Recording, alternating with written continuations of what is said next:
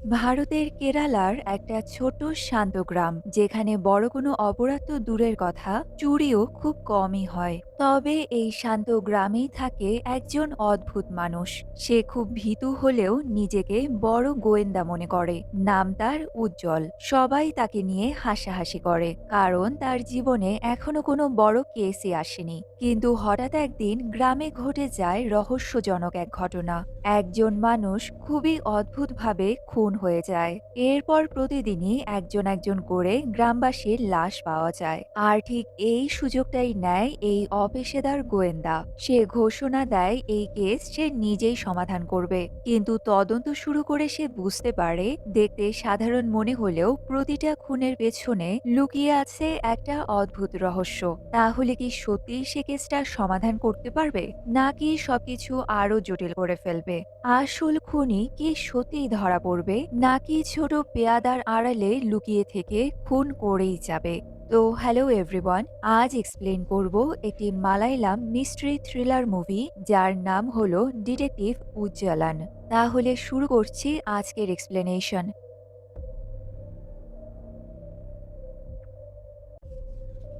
মুভির শুরুতেই আমাদের কেরালার একটি গ্রাম দেখানো হয়। জয় নারায়ণ নামের এক ব্যক্তি তার স্ত্রীকে নিয়ে তাদের ছেলে উজ্জ্বলের বিয়ের কথা বলার জন্য স্নেহাদের বাড়িতে এসেছে। জয় নারায়ণ ও স্নেহার বাবা অশোকের মধ্যে উজ্জ্বল ও স্নেহার বিয়ে নিয়ে আলোচনা চলছে। প্রতিটা মেয়ের বাবার মতোই অশোক জয়নারায়ণকে জিজ্ঞেস করেন উজ্জ্বল আসলে কি কাজ করে। এর উত্তরে নারায়ণ বেশ ভাব নিয়ে বলে, আমার ছেলে একজন ডিটেকটিভ, যে পুলিশকে সাহায্য করে গ্রামের বড় বড় কেসগুলো সমাধান করে ফেলে। এমনকি এসআই সচিনও কেস সমাধান করার জন্য সব সময় আমার ছেলের কাছেই আসে। এটা শুনে অশোক বলে, যদি এমনই হয় তাহলে সচিন কি শুধু নামে মাত্রই এসআই? নারায়ণ আফসোস করে বলেন, আমার ছেলের ট্যালেন্ট এখনো কেউ বুঝতে পারেনি। যদি কোনো বড় কেস তার হাতে আসে সে অবশ্যই সেটা সমাধান করে দেবে, আর তখন সবাই বুঝবে আমার ছেলে কি করতে পারে। যখন স্নেহাকে জিজ্ঞেস করা হয় সে উজ্জ্বলকে পছন্দ করে কিনা, তখন স্নেহাও হ্যাঁ বলে দেয়। তাই তাদের সম্পর্ক পাকা হয়ে যায়। এদিকে এসআই সচিন গ্রামের একটি বাড়ি থেকে সোনার চেন চুরির অভিযোগ পায়। সে সঙ্গে সঙ্গে উজ্জ্বলকে নিয়ে সে বাড়িতে যায়। উজ্জ্বল তার ডিটেকটিভ মস্তিষ্ক ব্যবহার করে বোঝার চেষ্টা করে চোর আসলে কিভাবে চুরি করেছে। সে বাড়ির একটি বিড়ালকে অনুসরণ করা শুরু করে, আর বিড়ালটা যেখানে যায় সে সেখানেই সোনার চেনটা খুঁজে পায়। তারপর উজ্জ্বল সেই চেন এনে বাড়ির মালিককে ফিরিয়ে দেয়। এটা দেখে তো সবাই খুবই অবাক হয়। তারা জিজ্ঞেস করে, তুমি এটা কিভাবে করলে? তখন উজ্জ্বল বলে, বাড়িতে ঢুকেই আমি ইঁদুর আর বিড়ালের পায়ের ছাপ দেখেছিলাম, তাই আমার বিড়ালটার উপর সন্দেহ হয় আর আমি তাকে অনুসরণ করি। আসলে ছোটবেলায় উজ্জ্বল খুব বেশি পড়াশোনা করেনি, কিন্তু সে ডিটেকটিভ বই পড়তো এবং হলিউডের ডিটেকটিভ সিনেমাগুলোও দেখত। সেখান থেকেই কেস সমাধান করার ব্যাপারটা তার খুব ভালো লাগতে থাকে। সেই সিনেমাগুলোর জ্ঞান ব্যবহার করে সে ছোট ছোট কেস সমাধান করে ফেলতো। তবে সে এবার একটি বড় ধামাকাদার মামলার সমাধান করে সত্যিকারের একজন ডিটেকটিভ হতে চায়। সে মনে মনে স্বপ্ন দেখে যে সে একদিন বিখ্যাত হয়ে উঠবে, আর পুরো গ্রামের সবাই তাকে বাহবা দেবে। এদিকে গ্রামের থানায় এসআই হিসেবে কাজ করা সচিন একজন বুদ্ধিহীন পুলিশ অফিসার, যে ছোট থেকে ছোট চুরির কেসও সমাধান করতে পারে না। এ কারণে সে সব সময় উজ্জ্বলের সাহায্য নেয়। এরপর উজ্জ্বল তার লাইব্রেরিতে আসে। গ্রামে এই একটাই লাইব্রেরি আছে, কিন্তু গ্রামের কেউই লাইব্রেরিতে আসে না। এই লাইব্রেরিকে উজ্জ্বল নিজের অফিস বানিয়েছে, আর তার নাম দিয়েছে শার্লক লাইব্রেরি। সেদিন রাতে উজ্জ্বলের মা তাকে বলে, বেটা এখন তুমি অনেক বড় হয়ে গেছো, তোমার এবার বিয়ে করে ফেলা উচিত। কিন্তু উজ্জ্বল কিছুতেই বিয়ে করতে চায় না, কারণ তাকে এখনো অনেক কেস সলভ করতে হবে। সেই হলো এই গ্রামের রক্ষক। এটা শুনে উজ্জ্বলের মা ব্যঙ্গ করে বলে, আচ্ছা রক্ষক ভাই, আগে বাইরে গিয়ে লাইটটা অফ করে দিয়ে এসো। আসলে উজ্জ্বল অন্ধকারে খুব ভয় পায়, তাই সে সারা রাত বাড়ির সব লাইট জ্বালিয়ে রাখে। এমনকি সন্ধ্যার পর সে ভয়ে বাড়ি থেকে বেরও হয় না। এরপর একদিন জুম্মান নামের এক রিপোর্টার এসআই সচিনের ইন্টারভিউ নিতে আসে। সচিন জানায় তাদের গ্রামের ক্রাইম রেট প্রায় জিরো। ছোটখাটো চুরি ছাড়া এখানে কখনো কোনো বড় অপরাধ হয়নি। গ্রামের মানুষ সবাই খুবই ভালো, আর সবাই মিলেমিশে খুব শান্তিতে থাকে। কিন্তু সেদিন রাতে স্নেহার বাবা অশোক যখন তার খেতে যায়, তখনই একজন মাস্ক পরা লোক এসে হাতুড়ি দিয়ে তার মাথায় বাড়ি দিতে দিতে অশোককে সেখানেই মেরে ফেলে। পরের দিন সকালে অশোকের ক্ষেতের পাশে তার মৃতদেহ পড়ে থাকতে দেখা যায়। এই খবরটা শুনে গ্রামের লোকজন সেখানে ছুটে আসে এবং তার লাশ দেখে একেবারে অবাক হয়ে যায়, কারণ আজ পর্যন্ত গ্রামে কোনোদিনও খুন হয়নি। পুলিশ যখন এই ব্যাপারটা জানতে পারে, তখন তারা উজ্জ্বলকে সঙ্গে নিয়ে মার্ডার স্পটে আসে। উজ্জ্বল তার জীবনে এই প্রথমবার কারো মৃতদেহ দেখে। এতে সে খুবই ভয় পেয়ে যায়, এমনকি সে ভয়ে বমিও করে ফেলে। সচিন উজ্জ্বলকে বলে যে এই কেসটা তাকেই সমাধান করতে হবে, আর যদি সে কেস সমাধান করতে না পারে তাহলে সচিনের চাকরি চলে যাবে। এটা শুনে উজ্জ্বল তাকে আশ্বস্ত করে বলে, আপনি চিন্তা করবেন না, এটা আমার প্রথম খুনের কেস আর আমি এটা সমাধান করবই। এরপর সে নিজেকে শান্ত করার জন্য হেডফোনে গান চালিয়ে অশোকের মৃতদেহটা খুব মন দিয়ে পর্যবেক্ষণ করতে থাকে। উজ্জ্বল বুঝতে পারে যে খুনি অশোককে পেছন দিক থেকে আক্রমণ করেছিল। ঘটনার সময় তার হাতের ঘড়িটা ভেঙে যায় এবং সেটি ৯টার সময় থেমে গেছে। এর মানে খুনটা সম্ভবত রাত ৯টার কাছাকাছি সময় হয়েছে। উজ্জ্বল যখন সেই জায়গাটার আশেপাশে পর্যবেক্ষণ করছিল, তখন সে মৃতদেহের কিছুটা দূরে একটা স্যান্ডেল এবং আধা পুড়ে যাওয়া সিগারেটের টুকরো খুঁজে পায়। এগুলো দেখে উজ্জ্বল এসআই এবং গ্রামের লোকেদের বলে, অশোকের সিগারেট খাওয়ার কোনো অভ্যাস ছিল না, আর তার পরিবারের কারোরই এ অভ্যাস নেই। অর্থাৎ নিশ্চিতভাবেই এই সিগারেটটা খুনিরই হবে। এরপর সে বলে, আমাদের গ্রামে ৯ নম্বর সাইজের স্যান্ডেল শুধু রমেশই পরে, মানে নিশ্চিতভাবে অশোককে রমেশই খুন করেছে। এটা শুনে এসআই এবং গ্রামের লোকজন উজ্জ্বলের খুবই প্রশংসা করতে থাকে, কারণ উজ্জ্বল এত দ্রুত খুনির সন্ধান খুঁজে ফেলেছে। এরপর সবাই মিলে রমেশকে ধরতে আসে। তারা জিজ্ঞেস করে, তুই অশোককে কেন মেরেছিস? কিন্তু রমেশ বলে, আমি কাউকেই মারিনি। এই পাগলের কথা শুনে আপনারা আমাকে দোষারোপ করছেন। এবার উজ্জ্বল রমেশকে স্যান্ডেল আর বিড়ি টুকরোটা দেখায়। এমনকি সে সবাইকে এটাও জানিয়ে দেয় কিভাবে রমেশ একবার ব্যাংক ডাকাতি করার প্ল্যান করেছিল। তখন রমেশ বলে, গতরাতে আমি অশোকের বাগানে চুরি করতে গিয়েছিলাম, তখনই আমার স্যান্ডেলটা ছিঁড়ে যায়, তাই আমি সেটাকে সেখানেই ফেলে দিয়েছিলাম। আর আমি সিগারেট খেয়ে ওখানে ফেলেছিলাম, কিন্তু আমি কাউকে খুন করিনি। কিন্তু উজ্জ্বল এবং সচিন রমেশের কোনো কথাই বিশ্বাস না করে তাকে গ্রেফতার করে থানায় নিয়ে যায়। এক ঝটকায় খুনের কেস সলভ করার জন্য গ্রামবাসীরা উজ্জ্বলের খুব প্রশংসা করে। এরপর একদিন উজ্জ্বলের ছোটবেলার বন্ধু কোরিয়ান বিদেশ থেকে ফিরে আসে। উজ্জ্বল তাকে নিজের কারনামার অনেক গল্প শোনায়, যে সে কত কঠিন কঠিন কেস সলভ করে ফেলেছে। পরের দিন একজন বৃদ্ধ মহিলা উজ্জ্বলকে বাড়িতে ডেকে বলে, তার ছাগলটা হারিয়ে গেছে, উজ্জ্বল যেন তার ছাগলটা খুঁজে দেয়। এটা শুনেই উজ্জ্বলও খুব মন দিয়ে ছাগল খোঁজা শুরু করে। মানে এখন গ্রামবাসীদের কোনো বিপদ হলেই উজ্জ্বলের ডাক পড়ে। সেদিন রাতে গ্রামের মন্দিরের পাশে একটি যাত্রাপালার আয়োজন করা হয়। গ্রামের লোকজন সেখানে গিয়ে সেই যাত্রাপালা দেখছিল। এক সময় দিবাকর তার স্ত্রীকে বলে, তুমি যাত্রা দেখো, আমি একটু সিগারেট খেয়ে আসি। এটা শুনে তার স্ত্রী বলে, সিগারেট খেলে জীবনের ঝুঁকি বাড়ে, তাই তোমার এটা ছেড়ে দেওয়া উচিত।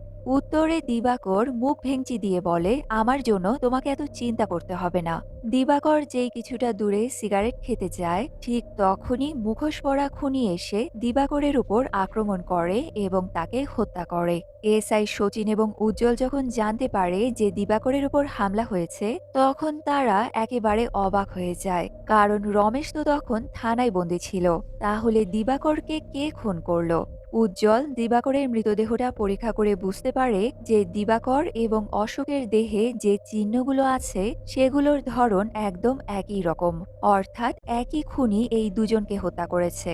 সে বেশ গম্ভীর হয়ে সবাইকে বলে, রমেশ এদের খুন করেনি। লাশ দেখে বোঝা যাচ্ছে খুনি অনেক সময় নিয়ে বেশ এনজয় করে খুন দুটো করেছে।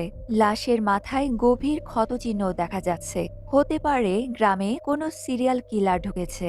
সে গ্রামের সবাইকে সতর্ক থাকতে বলে যাতে আর কারো ওপর হামলা না হয়। এবার পরিষ্কার হয়ে যায় যে অশোকের রমেশ হত্যা করেনি, তাই তারা রমেশকে ছেড়ে দেয়। এদিকে সচিনের ঊর্ধ্বতন কর্মকর্তা যখন জানতে পারে যে গ্রামে একের পর এক খুন হচ্ছে, তখন সে সচিনকে খুবই বকাঝকা করে এবং বলে, গ্রামে দুটো খুন হয়ে গেল আর তুমি এখনো কোনো প্রমাণই খুঁজে পাওনি।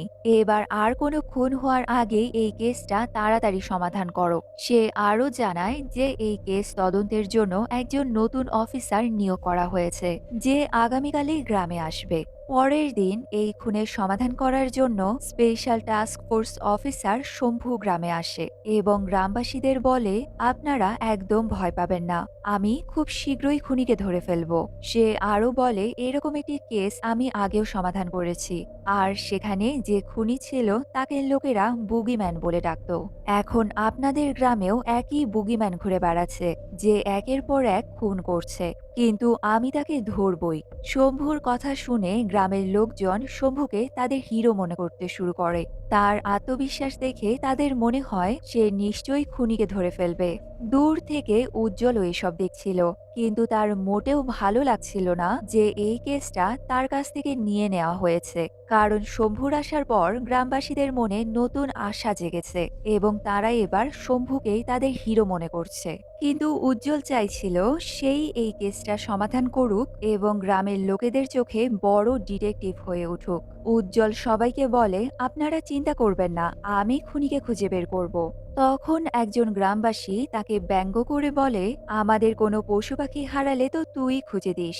এটা শুনে সবাই হাসতে শুরু করে। এতে উজ্জ্বল মনে মনে খুবই রেগে যায় এবং ভাবে তাকে শম্ভুর আগেই খুনিকে ধরতে হবে, যাতে সে আবারও সবার বিশ্বাস অর্জন করতে পারে। শম্ভু কেসটা সমাধান না হওয়া পর্যন্ত গ্রামেই থাকবে। উজ্জ্বলের পিসির বাড়িটা খালি ছিল, তাই সেখানেই শম্ভুর থাকার ব্যবস্থা করা হয়। বাড়িটা উজ্জ্বলের বাড়ির পাশেই ছিল। উজ্জ্বল তাকে বাড়িটা দেখিয়ে দেয়, কিন্তু এটা ভেবে মনে মনে রেগে যায় যে শম্ভু তাকে জ্বলানোর জন্যই তার এত কাছাকাছি থাকতে এসেছে। এদিকে শম্ভু বুঝতে পারে বুগিম্যান শুধু রাতের বেলায় খুন করে, তাই প্রথম দিনই সে গ্রামবাসীদের ডেকে বলে সবাই যেন সন্ধ্যা ৭টার মধ্যে কাজ শেষ করে বাড়িতে চলে যায় এবং রাতে যেন কেউ বাইরে না বের হয়। এরপর শম্ভু তার ফরেনসিক টিম নিয়ে ঘটনাস্থলে যায়, কিন্তু অনেক খুঁজেও তারা খুনির সঙ্গে সম্পর্কিত কোনো প্রমাণই পায় না। এতে শম্ভু বেশ চিন্তায় পড়ে যায়, কারণ খুনির কোনো আলামত না পেলে তারা কিভাবে তদন্ত করবে।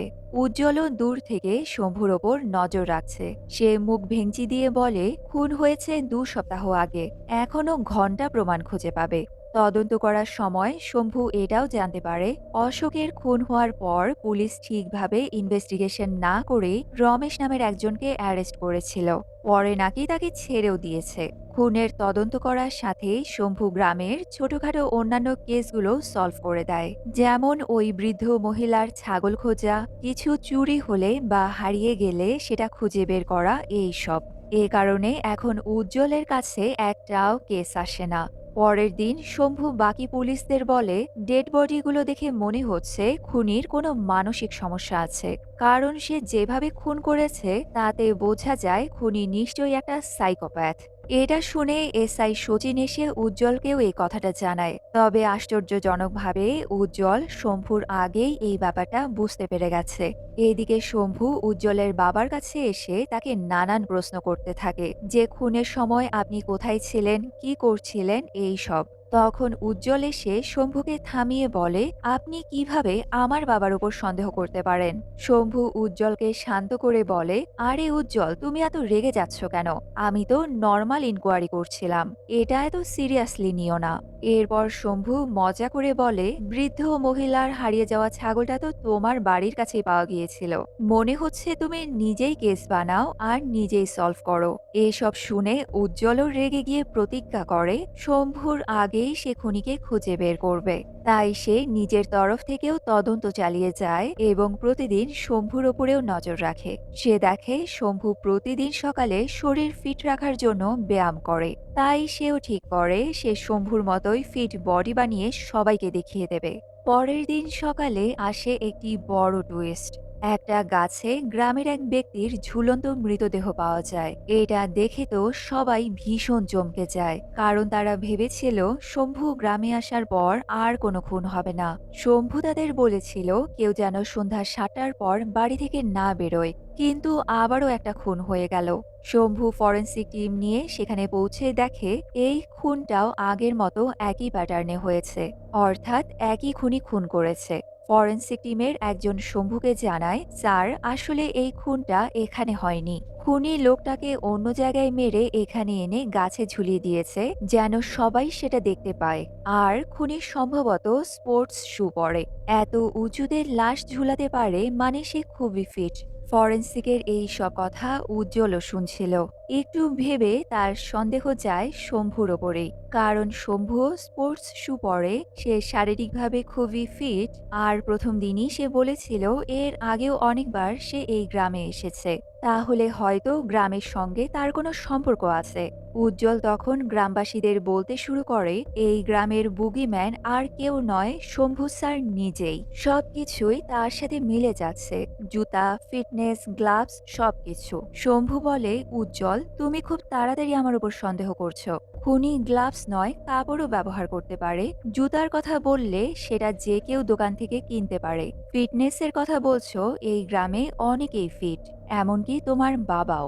আর এই লাশের পাশে যে বেডশিটটা পাওয়া গেছে, ঠিক তেমনই আমি তোমাদের আউট হাউসেও দেখেছি। তাহলে কি আমি ধরে নেব তোমার বাবাই খুনি আর তুমি তাকে সাহায্য করেছো? এইভাবে উজ্জ্বলের দেয়া সব যুক্তির ব্যাখ্যা দিয়ে শম্ভু তাকে সতর্ক করে সবার সামনে এভাবে তার ওপর অভিযোগ না করতে। এসব দেখে গ্রামবাসীরাও উজ্জ্বলকে নিচু চোখে দেখতে শুরু করে, কারণ সে অকারণেই শম্ভুর ওপর সন্দেহ করেছে। উজ্জ্বল ঠিক করে শম্ভুর আগেই সে কেসটা সলভ করবে এবং প্রমাণ করবে যে সব খুনের পেছনে শম্ভুই দায়ী। এবার আমরা উজ্জ্বলের ছোটবেলার একটা ফ্ল্যাশব্যাক দেখতে পাই। তার পিসতুত ভাই দাশু সবসময় তার সঙ্গেই খেলতো আর তাদের বাড়িতেই থাকতো। এক রাতে খাবার সময় নারায়ণ তাদের কোকাচু নামের এক রাক্ষসের গল্প শোনায়, যে অবাধ্য বাচ্চাদের ধরে নিয়ে গিয়ে খেয়ে ফেলে। এই গল্প শুনে উজ্জ্বল দাশুকে বলে, চলো আমরা ওকে খুঁজে বের করি, যেন সে আর কাউকেই অপহরণ করতে না পারে। সেদিন রাতে তারা জঙ্গলে বের হয়, কিন্তু পথে হঠাৎ দাশু হারিয়ে যায়।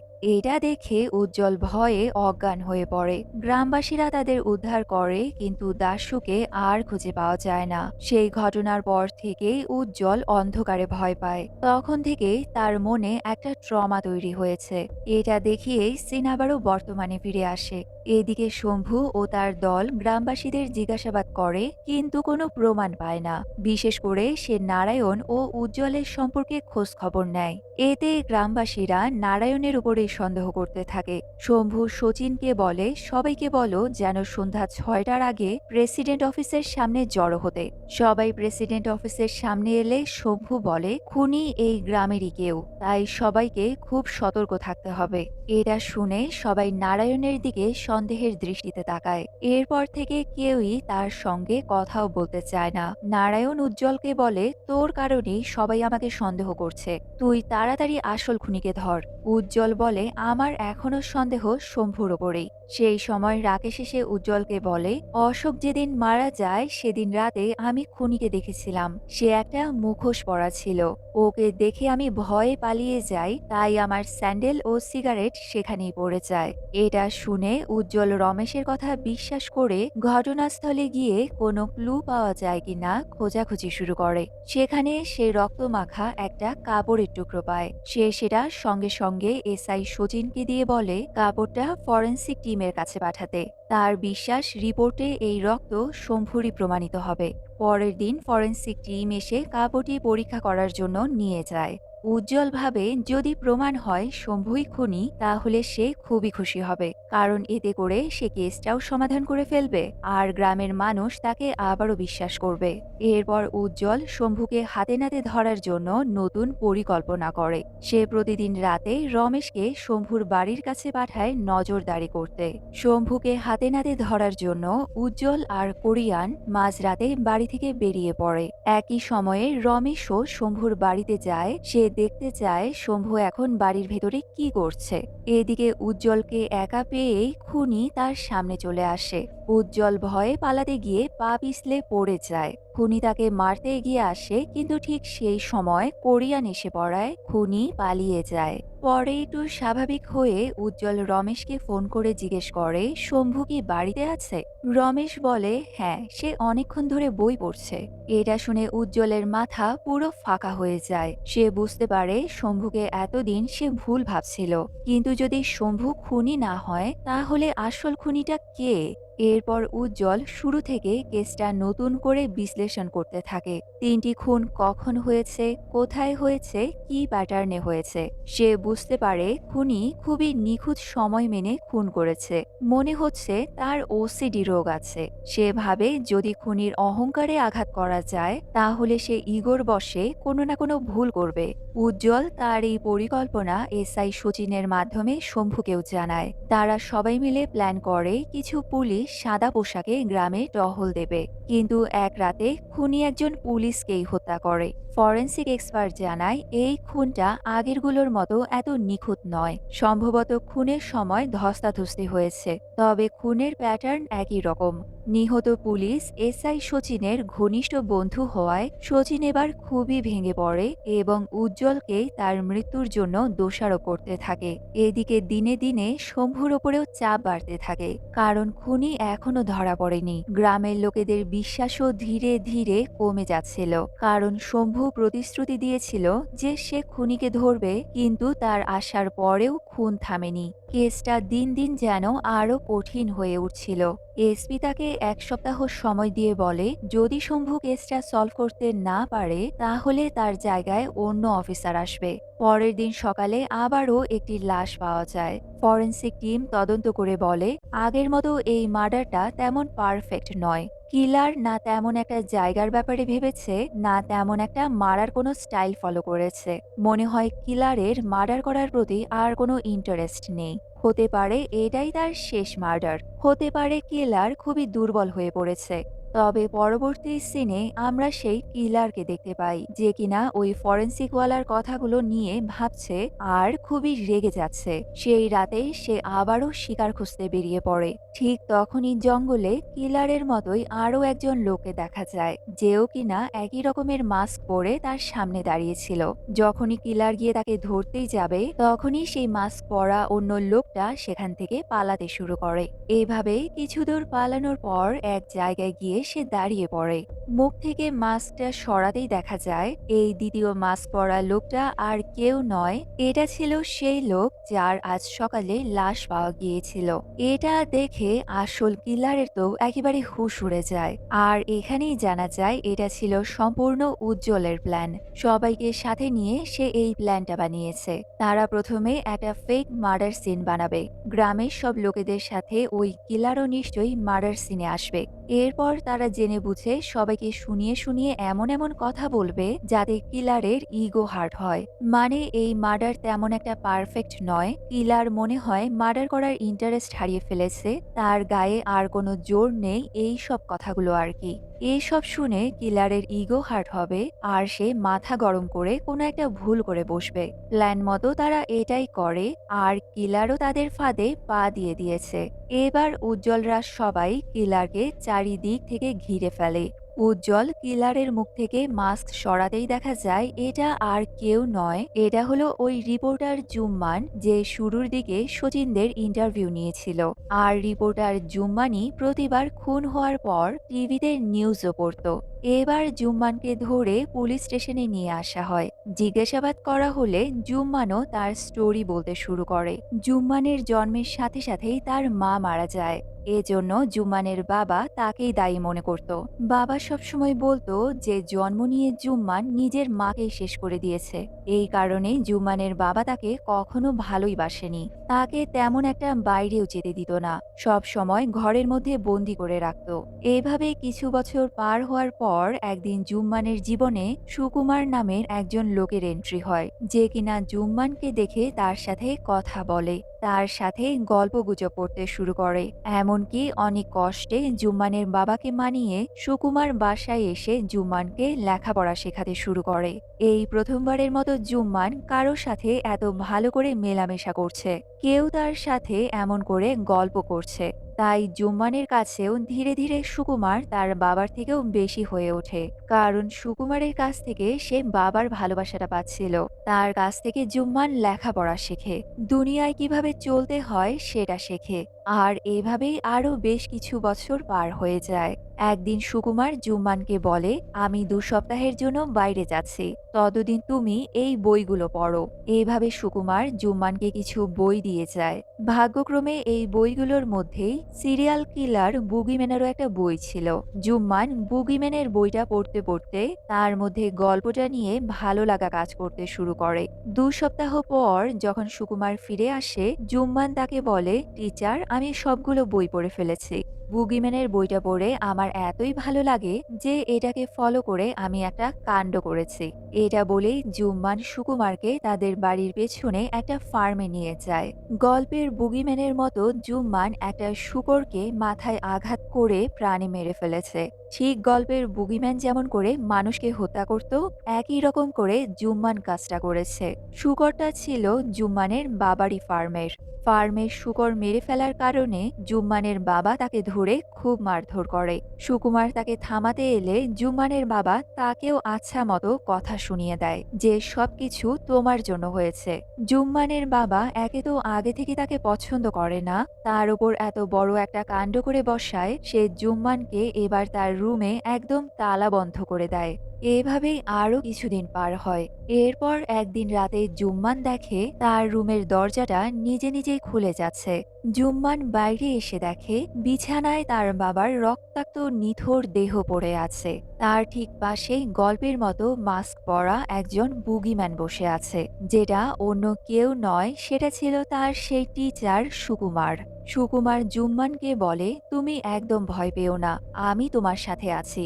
আর আজ আমি তোমাকে মুক্ত করতে এসেছি। তোমার মধ্যে আমি নিজেকে দেখতে পাই।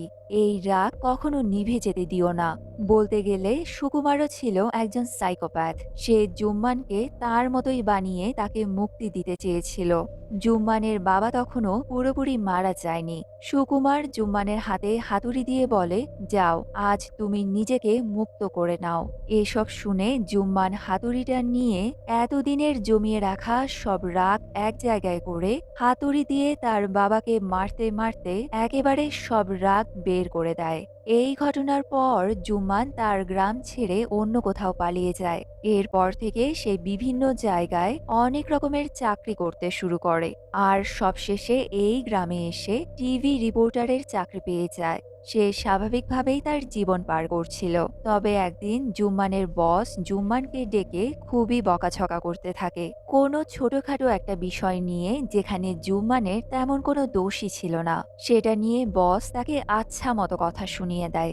বসের থেকে কটু কথা শুনে জুম্মান যখন বাসায় ফিরছিল, তখনই রাস্তায় তার অশোকের সাথে দেখা হয়। সেই সময় অশোকের সাথে তার ছেলেও ছিল। অশোক জুম্মানের সাথে কথা বলতে শুরু করলে অশোকের ছেলেটা তাকে বারবার কথার মাঝখানে ডাকছিল। এক পর্যায়ে অশোক রেগে গিয়ে তার ছেলেকে হালকা মারধর করে বকাবকি করে। এটা দেখে জুম্মানের তার ছোটবেলার কথা মনে পড়ে যায়, যে তার বাবাও তাকে একসময় এমন করে মারধর করত। তার কোনো ভুল না থাকলেও তাকে খুব কথা শুনতে হতো, যেমনটা আজ বসের কাছ থেকে শুনেছে। এভাবেই এই সব মনে পড়ে জুম্মানের চাপার রাগ বাড়তে শুরু করে। আবারও তার বুগিম্যানের ওই গল্পের কথা মনে পড়ে যায়। ব্যাস একইভাবে সে প্রথমে হাতুড়ি দিয়ে অশোককে মেরে ফেলে। এটা করার পর যখন তার মজা লাগতে শুরু করে, তখন মার্ডারের এই সিলসিলা সে চালিয়ে যায়।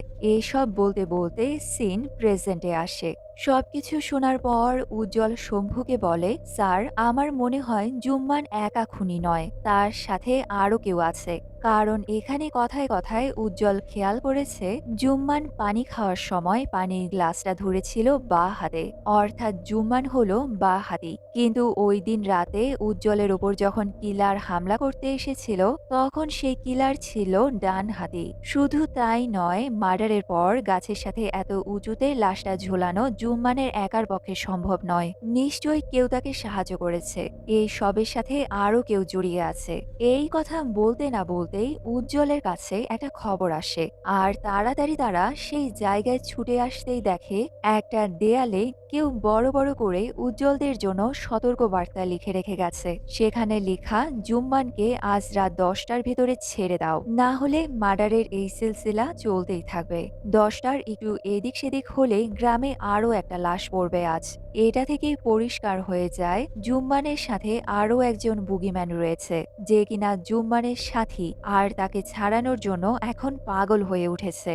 এবার আরেকজন বুগিম্যানকে ধরার জন্য উজ্জ্বল একটা প্ল্যান বানায়। প্ল্যানটা খুবই সিম্পল। গ্রামের সবাইকে বলে দেওয়া হয় যেন সবাই তাদের দরজা জানালা সবকিছু বন্ধ করে ভিতরে বসে থাকে, আর উজ্জ্বলরা প্ল্যানিং করে শুধুমাত্র একটা ঘরের দরজা খোলা রাখা হবে। সময় মতো জুম্মানকে ছাড়া না হলে কিলার আরও একটা মার্ডার করতে পাগল হয়ে উঠবে। যখন দেখবে একটা ঘরের দরজা খোলা তখন সে সেখানেই যাবে।